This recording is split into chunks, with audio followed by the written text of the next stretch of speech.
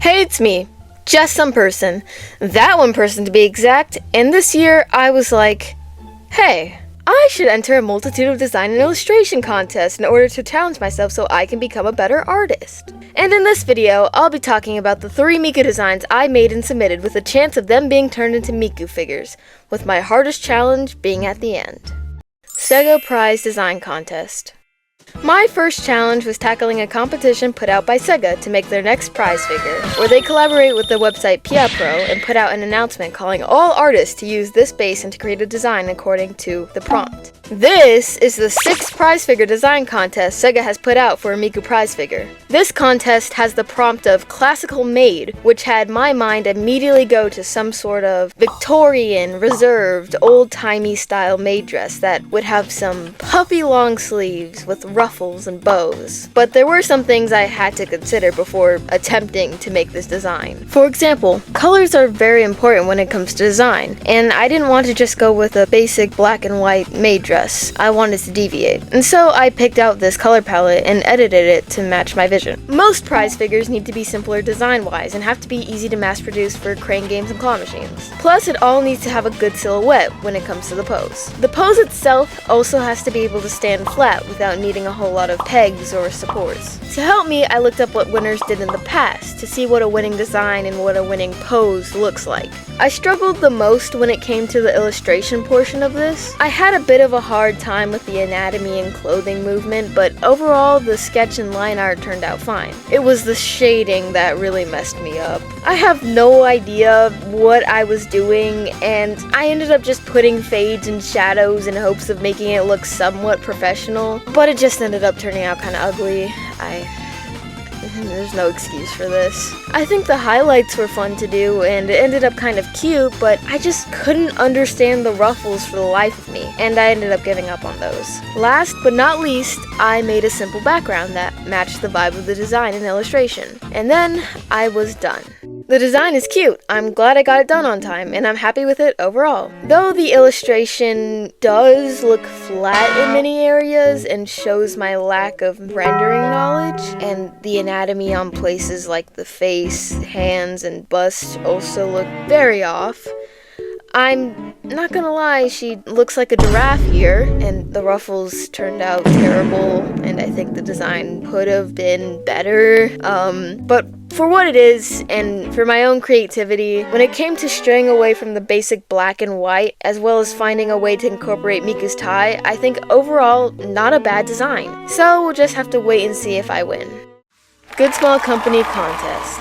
This year, Good Smile has decided to host a multitude of Vocaloid figure design and illustration competitions that have multiple winners and money prizes. That's right, if your design gets chosen, it doesn't just become a Miku figure, you also get the first place prize of 2 million yen, which for my Americans out there is roughly a little less than 14,000 US dollars. Even if I didn't get the first place prize, there are still 9 other prize winning slots available that each have 50,000 yen, or about 350 US dollars, and your art being submitted and published in an art collection as the prize. This contest probably has the most on the line prize-wise, which is why I was determined to try my best. Sadly, illustrating isn't my strong suit, so there was a very high chance I would just fumble this and not win anything. The category I decided to participate in was the Sakura Miku one. Making this illustration was quite the experience. I was excited for this one because I was going in with the expectation that I'd get to make my own original design for Sakura Miku. But it turns out that I was actually just supposed to make a normal Sakura Miku that you can make only slight changes to. I had to change a lot about my thought process after that realization, so instead of a streetwear Sakura Miku, I decided to go a completely different direction, and I put her on this shrine temple stairs-like structure, similar to this Sakura Miku figure, but on a more grand level. I also gave her an umbrella, similar to this Sakura Miku figure, and in a way, it's just me combining these two. I spent a lot of time messing with the anatomy and her hair in hopes of getting results akin to an actual figure illustration, with their pretty shading and beautiful anatomy. I needed this drawing to be clear in order for it to be easy to sculpt and to have details in clothing and hair that's readable and good looking. But then, while I was sitting around ignoring my responsibilities, I got a bunch of ideas. Not just for the Sakura Miku design, but also for the design I'm doing after this. My new idea had a lot more of a magical girl vibe I wanted to bring to the table. I transformed her umbrella into this giant sakura flower and completely got rid of the shrine stuff. I added ruffles to like everywhere, and I replaced her tie with a bow and added bows to her boots as well. But now I have run into my first major problem. Anatomy. Once again, I was freaking out over proportions. For the life of me, I could not decide how the leg should look. At this rate, I should have just taken a break and then asked for outside opinions, but I was way too locked in, and apparently too stubborn to do that. I kept redrawing and reworking until I finally got this and decided I was ready for colors. Then I ran into my next problem. Rendering! Once again, I have no idea what I'm doing when it comes to rendering. So I decided to find a light source and add shadows, then continue off of that. This type of shading gave the illustration a much more cinematic look, especially when compared to my last illustration. After adding shadows, I added my light source, which for most things, the light source is a complementary color to the shadow. Here, I have an electric blue shadow that complements my golden yellow lighting. For my first render attempt, I started smoothing things out with the goal to make it stand on its own without the outline. This led to more of a cel-shaded look that actually looked pretty good without the outline, but it wasn't what I was going for. So I got rid of the yellow lighting and decided to try and add an outline. Doing this outline showed me anatomy issues I hadn't noticed before, which led to me having to do some pretty big changes in order to have it look as good as possible. After I did the outline stuff, I went back over the outline and added blended soft shading in order to make it look more realistic and less cartoony. I refined, defined, and cleaned up until I just kind of realized I did not want to do this anymore. So that's when I realized this illustration was finished. This shit low-key ass. So many places just need more definition, and the face, something I also struggled with, just looks off. Like I'm still not completely happy with the pose. I think the edits I made to the design are cute, but there's so much that just looks off.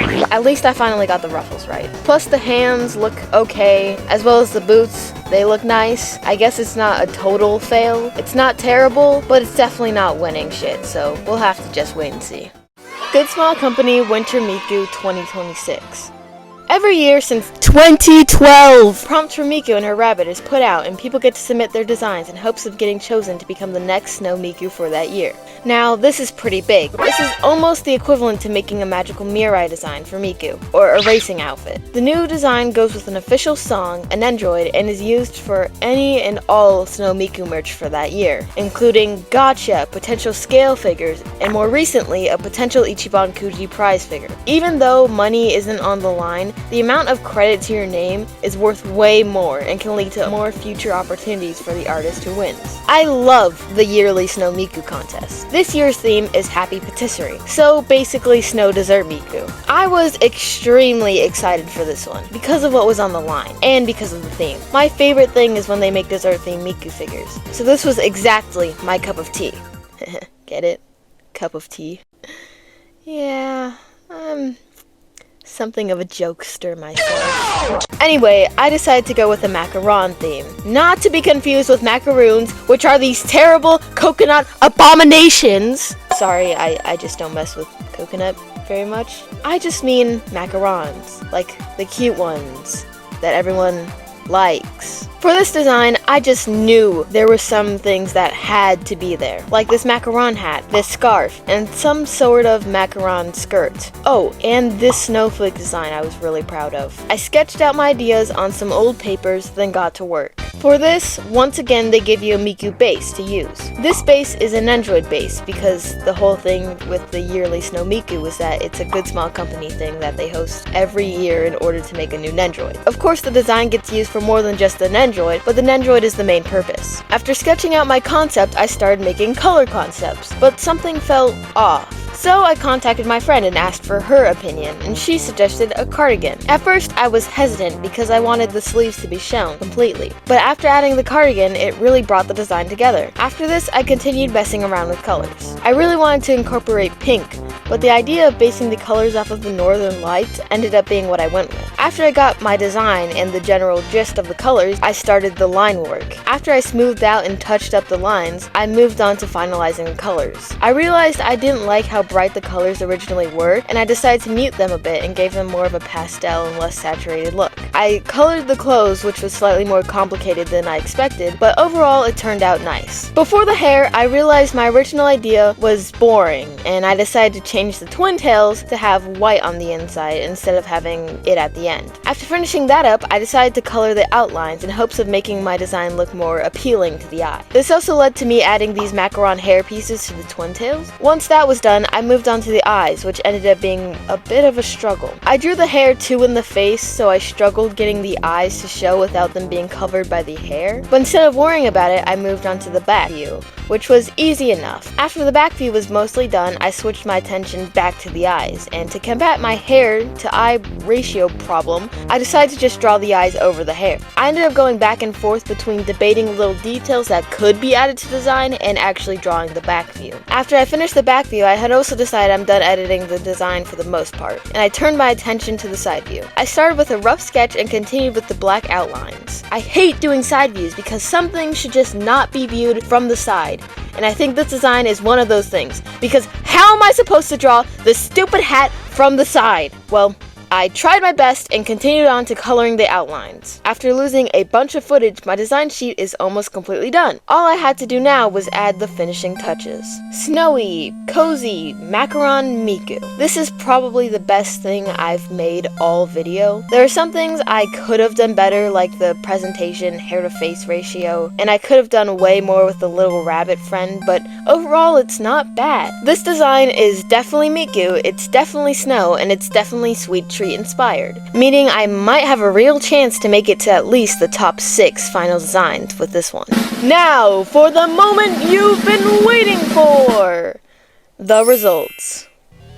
For the maid one, I did not win, but the design that did win was very cute and a little unexpected. I love how pastel and soft she looks. I get why they chose her, and I can't wait to try to win her from a crane game. Though I feel if I had a better illustration, I could have won. For the Sakura Miku one, I did not win any of the prize slots. For the Sakura Miku, the first place winner was this one. It's cute, don't get me wrong, but whenever I look at the other submitted Sakura Miku designs, they were overall more creative and more interesting than this one. But it's whatever, because this one is still very cute and the artist did a phenomenal job.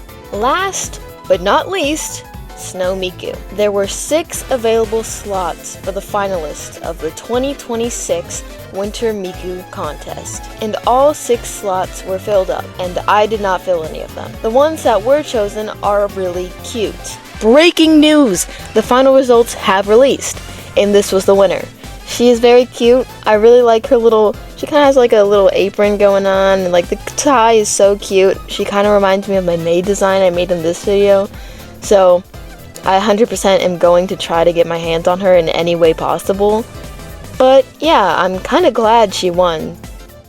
Final thoughts. I have grown and learned a lot about character design, color scheming, and about what makes or breaks an illustration. This was a wild ride that took me on a lot of twists and turns, but overall I think it was worth it. I can't wait to enter more contests, and my next video will have me facing an even bigger challenge with even more designs. Please like and subscribe for more!